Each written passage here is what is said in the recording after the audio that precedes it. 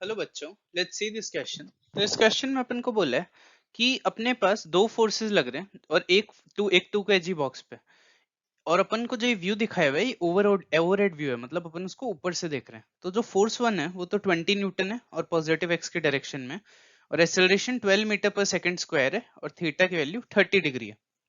तो अपन को बताना है कि सेकंड फोर्स को अपन को बताना है यूनिट वेक्टर नोटेशन के अंदर, और उसका मैग्नीट्यूड बताना अपन को, और अपन को उसका एंगल बताना है relative to the positive direction of the X axis. तो ये क्वेश्चन करने में जो की कॉन्सेप्ट यूज होगा जो की कॉन्सेप्ट यूज होगा वो हो जाएगा फोर्स बॉडी डायग्राम।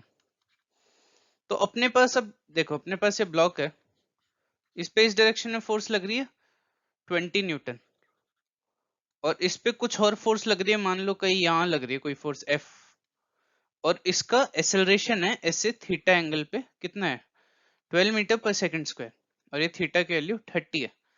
तो अगर अपन फोर्स नेट फोर्स लिखें तो नेट फोर्स क्या है इस पे, फोर्स एफ वेक्टर प्लस 20 आई कैप, क्योंकि वो पॉजिटिव एक्स डायरेक्शन में, और इसको अगर अपन मास से डिवाइड कर दें तो अपने पास एक्सेलरेशन आएगा, और एक्सेलरेशन क्या है 12 नीचे की तरफ 30 डिग्री पे, तो 12 माइनस 12 कॉस 30 जे कैप और माइनस 12 साइन 30 आई कैप।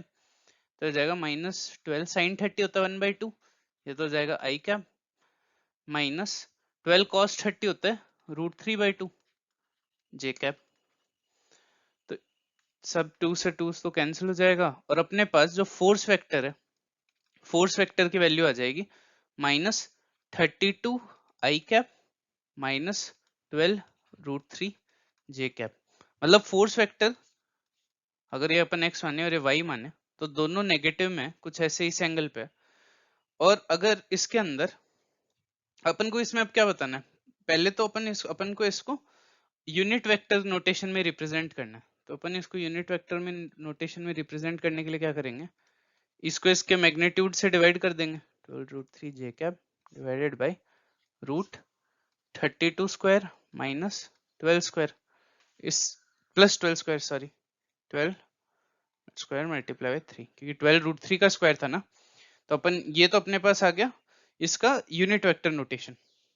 अपन को इसका मैग्नीट्यूड बताना है, तो इसका मैग्नीट्यूड होगा वही √32 square plus 12 square multiply by 3। तो इसको अगर अपन सॉल्व करें तो इससे अपने पास क्या आ जाएगा, 4 अगर अपन बाहर निकाल लें तो 8 square plus 3 square multiply by 3, तो ये हो जाएगा 64 प्लस 27, 4 रूट, तो ये अपने पास इसका मैग्नीट्यूड आ गया 4 √91। ऐसे अपन इसको यहाँ भी रख सकते हैं, तो आ जाएगा -8 आई cap minus 3 √3 J cap divide में √91। तो ये तो इसका आ गया यूनिट वेक्टर, और ये इसका आ गया मैग्नीट्यूड। और अपन को क्या निकालना है, अपन को बताना है relative position direction relative to the position of direction of X axis. तो अगर अपन इस एंगल को, इसको अपन फोर्स वेक्टर मान रहे हैं, अगर अपन इस एंगल को थीटा मान ले तो टेन थीटा की वैल्यू क्या हो जाएगी, टेन थीटा की वैल्यू हो जाएगी, क्योंकि इसकी जे कैप में वैल्यू तो है 12 माइनस 12 √3, तो 12 √3 डिवाइडेड बाई 32, तो ये हो जाएगी 3 √3/8। तो थीटा की वैल्यू आ जाएगी टेन इनवर्स 3 √3/8।